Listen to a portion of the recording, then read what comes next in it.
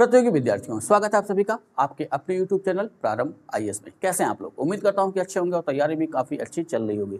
जिनको अभी हाल ही में उत्तर प्रदेश पुलिस परीक्षा देनी है, उनके लिए समय बिल्कुल भी नहीं है, यानी कि कुल मिलाकर के हर मिनट आपका कीमती है, कहीं भी व्यर्थ न करिए।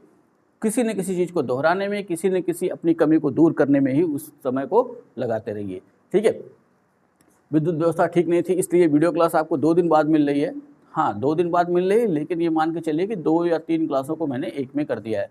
ठीक है, तो चलिए, ध्यान ये रखना है कि इस समय मौसम काफ़ी परिवर्तित हो रहा है, तो जिनको जिनको परीक्षा देनी है वो पढ़ाई के साथ साथ अपने स्वास्थ्य का भी विशेष ध्यान रखें। और जैसे ही अगर लगे कि स्वास्थ्य कुछ गड़बड़ हो रहा है तो तुरंत वो दवा लें, थोड़ा भी लापरवाही ना करें, नहीं तो ये परीक्षा पर आपके भारी पड़ सकता है।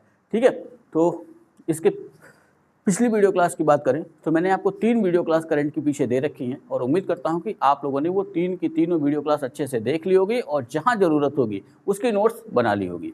तो आज की भी जो क्लास है, यानी आज की जो वीडियो क्लास है, वो भी संदर्भित है एक करंट को। और इस वीडियो क्लास में मैंने समाहित किए हैं 5 करंट, और ये पाँचों करंट अपने आप में काफ़ी महत्वपूर्ण है। एक एक पॉइंट को ध्यान से देखिएगा, जैसा समझाया जाए वैसे समझ के रखिएगा। ठीक है, तो चलिए शुरुआत करते हैं आज की वीडियो क्लास की। और आज का अपना पहला करंट है सुदर्शन सेतु।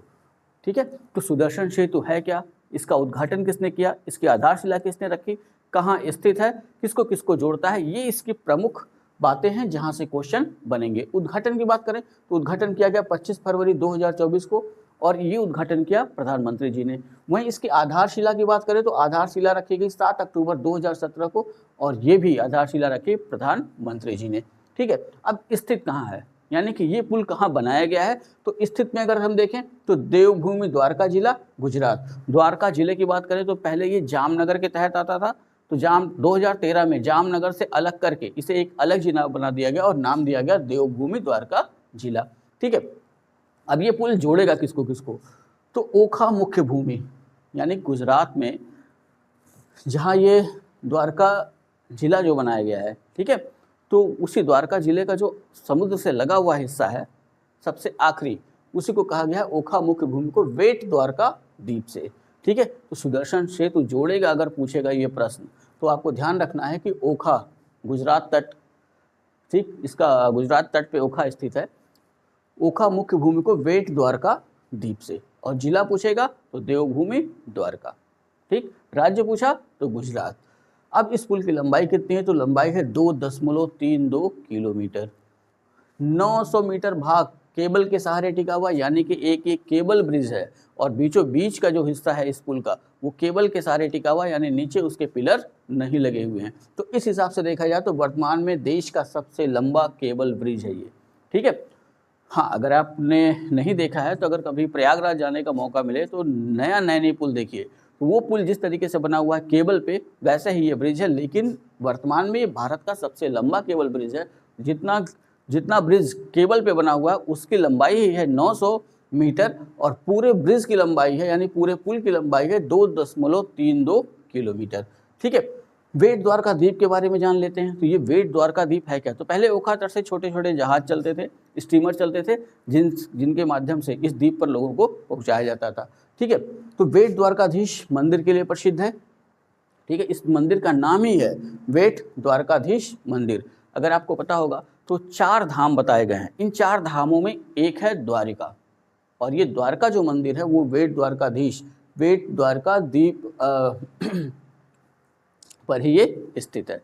ठीक है, अभी ध्यान रखिए, मंदिरों तथा समुद्र के लिए प्रसिद्ध है कौन, वेट द्वारका द्वीप। ठीक है, वेट द्वारका द्वीप की बात करें तो ये 9 किलोमीटर इसकी लंबाई है और 0.5 से लेकर 2 किलोमीटर तक ये चौड़ा है। और यहाँ तक जाने के लिए पहले छोटी छोटी नावों का प्रयोग किया जाता था, अभी भी किया जाता है, जो जाना चाहे उससे जा सकता है, स्टीमरों का प्रयोग किया जाता था। 4 धाम की बात करें तो 4 धामों में एक धाम है अपना द्वारकाधीश, ठीक है, एक धाम पुरी जगन्नाथ, और एक धाम बद्रीनाथ, और एक दक्षिण में श्रृंगेरी मठ। ठीक है, तो ये 4 धामों की चर्चा यहाँ पे, या कह सकते हैं कि रामेश्वरम धामों में। ठीक है, अब आते हैं अगले करंट पे। अगला करंट है अपना स्टैचू ऑफ सोशल जस्टिस। ठीक है, तो सबसे पहले ये ध्यान रखना कि ये प्रतिमा किसकी है। तो स्टैचू ऑफ सोशल जस्टिस की बात करें तो ये प्रतिमा है डॉक्टर भीमराव अंबेडकर जी की, और कैसी प्रतिमा है, कांस्य प्रतिमा। ठीक है, ये प्रतिमा क्यों चर्चा में है, चर्चा में इसलिए है कि विश्व में डॉक्टर भीमराव अंबेडकर की सबसे ऊंची प्रतिमा इसलिए हम कह रहे हैं कि अगर इसके आधार से इसकी ऊंचाई देखें तब, अगर केवल प्रतिमा की बात करें तो सेम ऊंचाई की एक प्रतिमा और लगाई गई है हैदराबाद में इससे पहले। ठीक है, तो अब यहाँ ध्यान रखिए कि स्थापना का स्थान, ये मूर्ति कहाँ स्थापित की गई है, तो वो जगह है विजयवाड़ा, और विजयवाड़ा है कहाँ, आंध्र प्रदेश। इस मूर्ति का अनावरण किसने किया, तो अनावरण किया आंध्र प्रदेश के मुख्यमंत्री YS जगनमोहन रेड्डी ने, और तिथि थी 19 जनवरी 2024। ठीक है, मूर्ति की कुल ऊंचाई, जो ये प्रतिमा बनाई गई है स्टैचू ऑफ सोशल जस्टिस, इसकी पूरी ऊंचाई की बात करें तो पूरी ऊंचाई है 206 फीट, और 206 फीट का अगर हम बंटवारा करें तो आसन यानी जिस पर यह मूर्ति स्थापित की गई उसकी ऊंचाई है 81 फीट, और प्रतिमा की ऊंचाई है 125 फीट। ठीक है, ये ध्यान में रख लीजिएगा। कुल अगर प्रश्न में जुड़ा हुआ है तो हमको 206 फीट आंसर देना है। अगर कुल शब्द नहीं जुड़ा हुआ है, खाली पूछा हुआ है कि इस स्टैचू ऑफ सोशल जस्टिस की प्रतिमा की ऊंचाई कितनी है, तब आंसर अपना कितना होगा, 125 फीट। इतना ही ध्यान में रखना है। अगला करंट अपना है इनसेट 3DS उपग्रह। ठीक है, तो ये इसका प्रक्षेपण कब किया गया, प्रक्षेपण किया गया 17 फरवरी 2024 को, और किसने किया। ठीक है, तो जो संस्था है वो है भारतीय अंतरिक्ष अनुसंधान संगठन यानी इसरो। तो इसरो द्वारा इसका प्रक्षेपण कराया गया। प्रक्षेपण यान जिससे इसको छोड़ा गया वो था GSLV F14। ठीक है, प्रक्षेपण स्थल कहाँ से इसको छोड़ा गया, तो भारत में अभी वर्तमान में एक ही प्रक्षेपण स्थल है जो कार्यरत है, वो है सतीश धवन अंतरिक्ष केंद्र सार, श्रीहरिकोटा, आंध्र प्रदेश। ठीक है, स्थापित कक्षा, अब ये उपग्रह है उसको छोड़ा गया तो पृथ्वी की किस कक्षा में स्थापित किया गया, तो पृथ्वी की जिस कक्षा में स्थापित किया उसका नाम है भू स्थिर कक्षा यानी जियो स्टेशनरी ऑर्बिट। ठीक है, 36,000 किलोमीटर की ऊंचाई पर। ऐसा इसलिए करते हैं कि जो भूस्थैतिक उपग्रह होते हैं वो पृथ्वी जिस गति से घूर्णन करती है और जिस गति से सूर्य की परिक्रमा करती है, जिस कक्षा में, उसी कक्षा में इनको स्थापित कर दिया जाता है, जिससे कि पूरे पृथ्वी पर इस उपग्रहों के माध्यम से जो भी चीज़ें हमको अध्ययन करनी है सबका रेशियो एक ही है। ठीक है, इस उपग्रह का पूरा भार कितना है, तो 2274 किलोग्राम, ये ध्यान में रखिएगा। ठीक है, उपग्रह का प्रकार, आखिर ये उपग्रह काम क्या करेगा, इसका काम क्या है, तो ये उपग्रह हमें देगा मौसम संबंधी जानकारी। ठीक है, तो यह कह सकते हैं कि मौसम विज्ञान उपग्रह है। मौसम कैसा रहेगा इसके बारे में ये उपग्रह पूरी जानकारी उपलब्ध कराएगा। इसके कई पेलोड हैं, पेलोड का मतलब ये कह सकते हैं इसके साथ कई अन्य और उपकरण भी लगाए गए हैं। ठीक है, और उन अलग अलग उपकरणों का अलग अलग काम है और सबको एक साथ मिला देंगे और जानकारी हमारे पास उपलब्ध होगी। ठीक, अब एक चीज़ ध्यान रखिएगा कि इनसेट 3DS उपग्रह जो है वो केंद्रीय पृथ्वी मंत्रालय द्वारा, ठीक है, केंद्रीय पृथ्वी मंत्रालय द्वारा पूर्णतः वित्त पोषित है, यानी पूरा धन केंद्रीय पृथ्वी मंत्रालय ने इसमें लगाया है, वही इसके जो है उसका इस्तेमाल करेंगे और जिसको चाहेंगे वो इसका इस्तेमाल करेगा। तो भारत में जितने भी मौसम संबंधी संस्थाएं हैं उनको इसके इस्तेमाल की अनुमति उन्होंने दे रखी है। ठीक है, अगले करंट की बात करें तो अगला करंट है भारत में तेंदुओं की स्थिति रिपोर्ट 2022।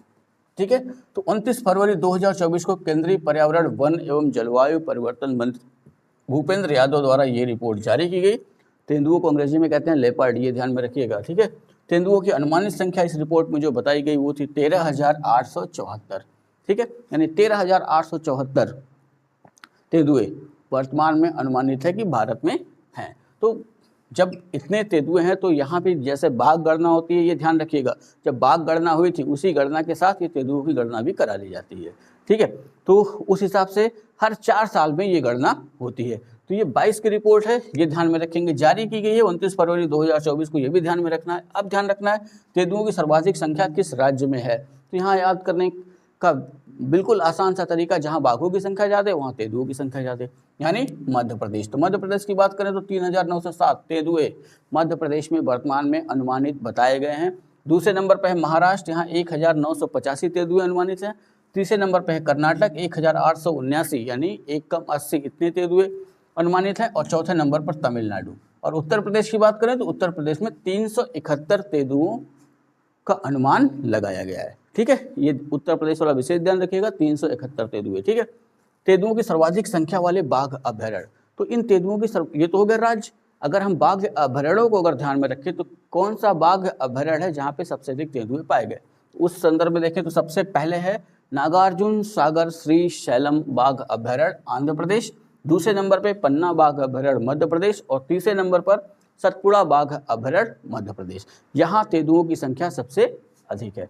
ठीक है, अब इस तेंदुओं के साथ एक और तेंदुओं की चर्चा कर लेते हैं और वो तेंदुआ है हिम तेंदुआ। ठीक है, तो भारत में हिम तेंदुओं की स्थिति रिपोर्ट 2023 इसी नाम से ये रिपोर्ट जारी भी की गई है। 30 जनवरी 2024 को केंद्रीय पर्यावरण वन एवं जलवायु परिवर्तन मंत्रालय द्वारा ये रिपोर्ट जारी की गई। ठीक है, अब इस रिपोर्ट में है क्या, तो हिम तेंदुओं को, हिम को कहते हैं स्नो और तेंदुओं का लेपर्ड हमने देखा ही है, तो पूरा नाम स्नो लेपर्ड, ये ध्यान में रखिएगा। Snow leopard population assessment in India यानी स्पाई कार्यक्रम के तहत भारत में हिम तेंदुओं की संख्या का प्रथम एवं संपूर्ण मूल्यांकन किया गया। तो ये कह सकते हैं कि हिम तेंदुओं की पहली गणना की गई है। ठीक है, ऐसा इसलिए कि ये संकटापन्न प्रजातियां हैं, इनको बचाने के लिए हिम तेंदुओं की अनुमानित संख्या जो बताई गई है वो बताई गई है 318।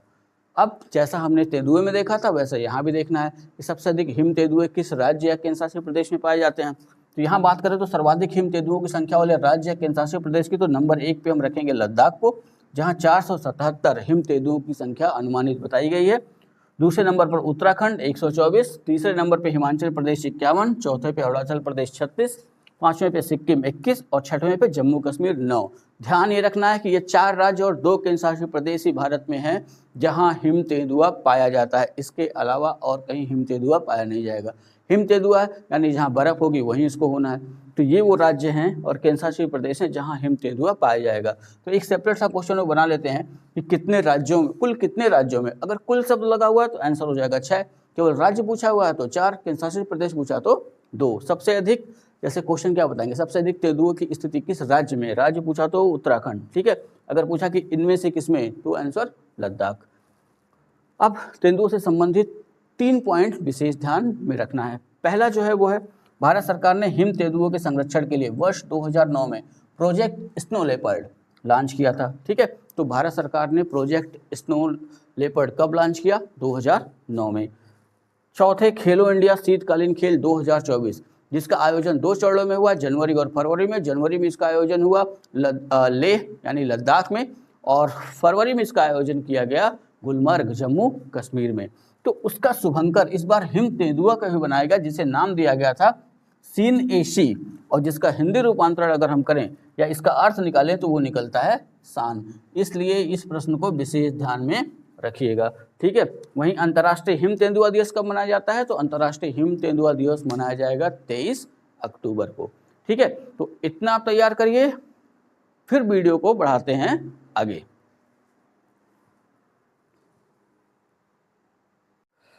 तो चलिए क्लास को आगे बढ़ाते हैं और अगला करंट जो अपना 6वां करंट है वो है गुप्तेश्वर वन। तो पहले तो ये ध्यान देना होगा कि ये स्थित कहाँ है। तो स्थिति अगर इसकी देखें तो स्थित है कोरापुट जिला और राज्य है उड़ीसा। अब अगर गुप्तेश्वर वन की बात करें, ठीक है, तो ये जो वन है किसी और वजह से भी चर्चा में है, वो इसलिए भगवान शिव को समर्पित गुप्तेश्वर गुफा मंदिर इसी के निकट है गुप्तेश्वर वन के। तो यहाँ से ध्यान रख लीजिएगा कि सीधा क्वेश्चन पूछा जा सकता है कि गुप्तेश्वर गुफा मंदिर किसे समर्पित है और कहाँ स्थित है। तो समर्पित है भगवान शिव को और स्थित है कोरापुट और राज्य पूछे तो उड़ीसा। ठीक है, क्यों चर्चा में रहा है गुप्तेश्वर वन, तो 9 फरवरी 2024 को उड़ीसा सरकार द्वारा अधिसूचना जारी करके गुप्तेश्वर वन को जैव विविधता विरासत स्थल घोषित किया गया। ठीक है, तो राज्य भी अपने यहाँ घोषित करते हैं और विश्व भी ऐसे ही जैव विविधता स्थल की घोषणा करता है। तो वैश्विक दृष्टिकोण से अगर देखा जाए तो भारत में 4 ही जैव विविधता स्थल हमको दिखाई देते हैं, लेकिन भारत के संदर्भ में अगर इन राज्यों को देखा जाए तो उस संदर्भ में 47 से 48 तक ऐसे जैव विविधता स्थल हमको देखने को मिलते हैं। तो गुप्तेश्वर वन ओडिशा का 4था जैव विविधता स्थल है। अगर राज्य जैसा घोषित करते हैं उस हिसाब से देखें तो ओडिशा का पहला जैव विविधता स्थल वो है मंदसौर, कंधमाल जिला, ओडिशा का पहला जैव विविधता स्थल। ठीक है, तो अभी इतना ही ध्यान रखना है। कभी और करंट की कोई और क्लास बनाऊंगा तो वहाँ इसको पूरा बताऊंगा आपको। अगर हाँ, एक प्रश्न ये ध्यान में रखिएगा कि कभी भी अगर पूछे कि भारत में सबसे अधिक बायोडाइवर्सिटी यानी जैव विविधता कहाँ पाई जाती है, तो उसका आंसर 2 हमें मिलेगा। ठीक है, एक तो पश्चिमी घाट पे हमें चलना होगा, ठीक, तो इसे ध्यान में रखिएगा। और जो दूसरा आंसर इसका होता है वो होता है पूर्वी हिमालय। ठीक है, तो ये ध्यान में रखिएगा कि वैश्विक दृष्टिकोण से भारत में सबसे अधिक जैव विविधता इन्हीं दो जगहों पर पाई जाती है, पश्चिमी घाट पे और पूर्वी हिमालय में। कई बार क्वेश्चन पूछा है, यहाँ से गड़बड़ नहीं होना चाहिए। अगले करंट की बात करें तो अगला करंट है अंतर्राष्ट्रीय शस्त्र हस्तांतरण प्रवृत्तियां 2023। ठीक है, तो पहले तो ये ध्यान रखिए कि 21 मार्च 2023 को सिप्री द्वारा इसे जारी किया गया और सिप्री द्वारा जो रिपोर्ट जारी की उसका शीर्षक था अंतर्राष्ट्रीय शस्त्र हस्तांतरण प्रवृत्तियां 2023। ये ध्यान में रखना है। ठीक है, ये रिपोर्ट आधारित है वर्ष 2019 और 2023 की अवधि के लिए।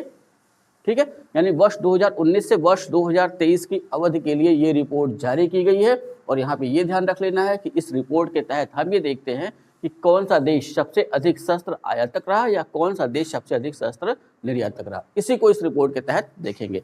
ठीक है, तो सबसे पहले देख लेते हैं शीर्ष शस्त्र निर्यातक देश, यानी 2019 से लेके 2023 के बीच कौन सा देश ऐसा रहा जिसने अन्य देशों को सबसे अधिक शस्त्र का निर्यात किया।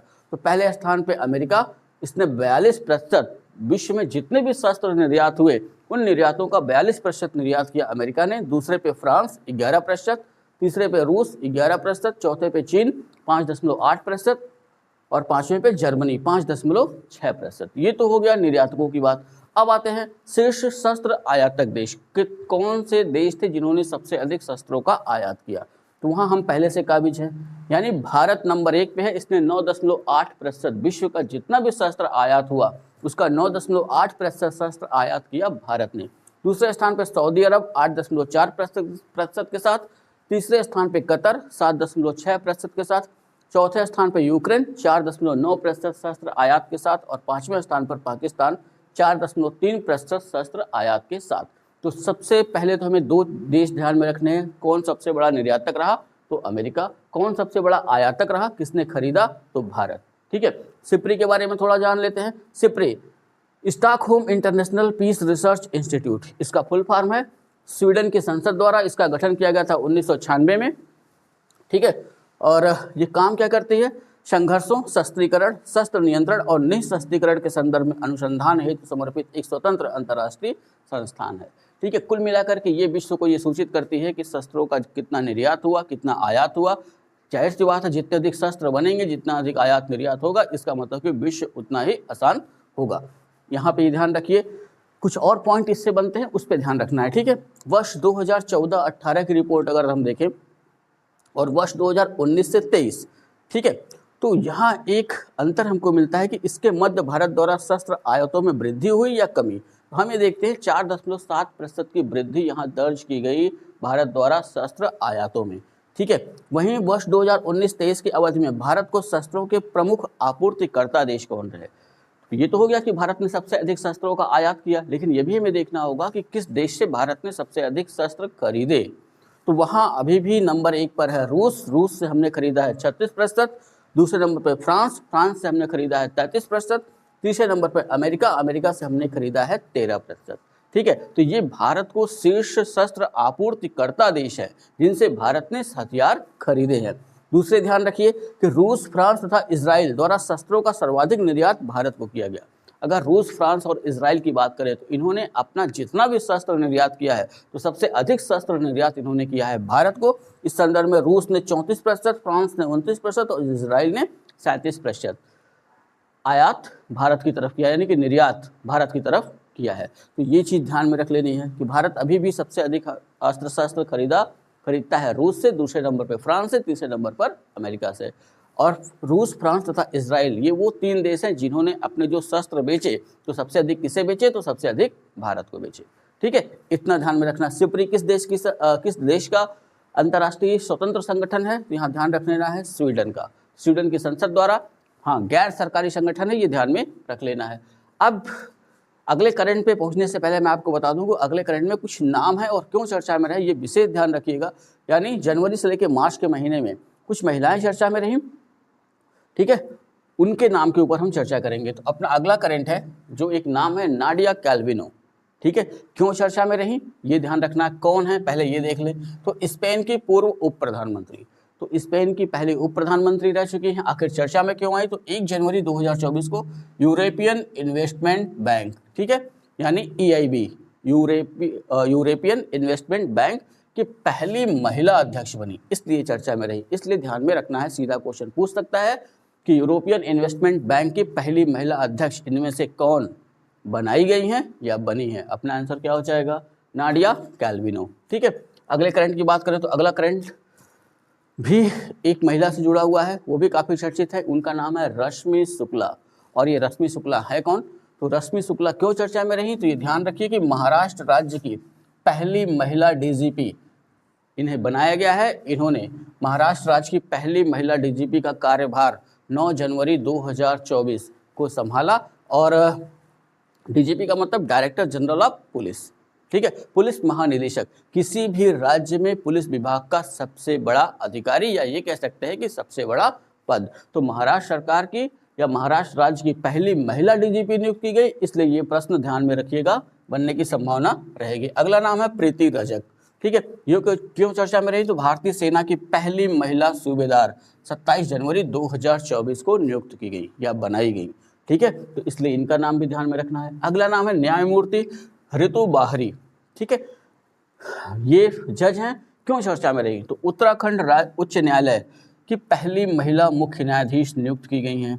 ठीक है, इस वजह से चर्चा में रही। पूरी तरीके से ध्यान में रखिएगा, यहाँ से क्वेश्चन बनने की संभावना रहेगी कि उत्तराखंड राज्य के उच्च न्यायालय की पहली महिला मुख्य न्यायाधीश इनमें से अभी हाल ही में किसे नियुक्त किया गया है। या सीधा क्वेश्चन पूछ सकता है कि न्यायमूर्ति ऋतु बाहरी अभी हाल ही में चर्चा में रही, उन्हें किस राज्य का पहला मुख्य न्यायाधीश बनाया गया है, किस राज्य के उच्च न्यायालय का पहला मुख्य न्यायाधीश बनाया गया है। तो अपना आंसर हो जाएगा उत्तराखंड। कब बनी, तो 4 फरवरी 2024 को राज्यपाल उस समय थे लेफ्टिनेंट जनरल गुरमीत सिंह। ठीक है, इन्होंने इन्हें शपथ दिलाई, यानी कि 4 फरवरी 2024 को ये उत्तराखंड राज्य की मुख्य न्यायाधीश बनी। ठीक है, अगला नाम है गीता बत्रा। तो ये कौन है, तो ये है प्रसिद्ध अर्थशास्त्री। और क्यों चर्चा में रही, तो विश्व बैंक की वैश्विक पर्यावरण सुविधा के स्वतंत्र मूल्यांकन कार्यालय की निदेशक नियुक्त की गई हैं। ठीक है, विश्व बैंक की वैश्विक पर्यावरण सुविधा के स्वतंत्र मूल्यांकन कार्यालय की निदेशक नियुक्त की गई हैं अप्रैल 2024 में। तो ये नाम इसलिए भी ध्यान रखना है कि इस पद पर आसीन होने वाली किसी भी विकासशील देश की पहली महिला है, अर्थात भारत की भी पहली महिला हम इन्हें कहेंगे। ठीक है, ये ध्यान में रख लेना है। अगला नाम है सुधा मूर्ति। इनके नाम से लगभग सब परिचित होंगे। क्यों चर्चा में रही, पहले इनकी पहचान प्रसिद्ध समाज सेवी एवं लेखिका है, लेकिन इनको हम लेखिका के नाम से लेखिका है ये तो हम जानते ही हैं, लेकिन सबसे अधिक हमें इनकी पहचान जो मिलती है वो इस वजह से क्योंकि ये इन्फोसिस के सह संस्थापक NR नारायण मूर्ति जी की पत्नी है। ठीक है, क्यों चर्चा में रही, ठीक है, तो राष्ट्रपति द्वारा राज्यसभा के लिए मनोनीत की गई। 14 मार्च 2024 को इन्हें शपथ दिलाई गई। ठीक है, तो आपको पता ही है, अगर कॉन्स्टिट्यूशन की बात करें तो अनुच्छेद 80 के तहत राष्ट्रपति को यह अधिकार है कि वो राज्यसभा में 12 लोगों को मनोनीत कर सकते हैं। तो उसी में से एक मनोनयन है सुधा मूर्ति का। ठीक है, अगले नाम की चर्चा करें तो अगला नाम है डॉक्टर शाइमा वाजिद। ठीक है, ये नाम विशेष तौर पर ध्यान रखिएगा। पहले इनकी पहचान देख लेते हैं। तो यह है बांग्लादेश की पूर्व प्रधानमंत्री शेख हसीना की पुत्री। मैंने पूर्व लगा दिया है, लेकिन जब इनकी नियुक्ति हुई थी तो उसमें पूर्व नहीं था, उस समय बांग्लादेश की प्रधानमंत्री शेख हसीना थी। जैसा कि आपको पता ही होगा कि इधर लगभग एक हफ्ते में बांग्लादेश में घटनाक्रम काफ़ी तेजी से बदला और शेख हसीना को अपना देश छोड़ करके भारत में शरण लेनी पड़ी। ठीक है, तो उसी संदर्भ में मैंने यहाँ पे लगाया है बांग्लादेश के पूर्व प्रधानमंत्री। ये ध्यान रखेंगे कि पुत्री हैं और पेशे से मानसिक स्वास्थ्य विशेषज्ञ हैं। क्यों चर्चा में रही, तो चर्चा में इसलिए रही कि विश्व स्वास्थ्य संगठन ने दक्षिण पूर्व एशिया क्षेत्र के लिए क्षेत्रीय निदेशक नियुक्त किया है इन्हें।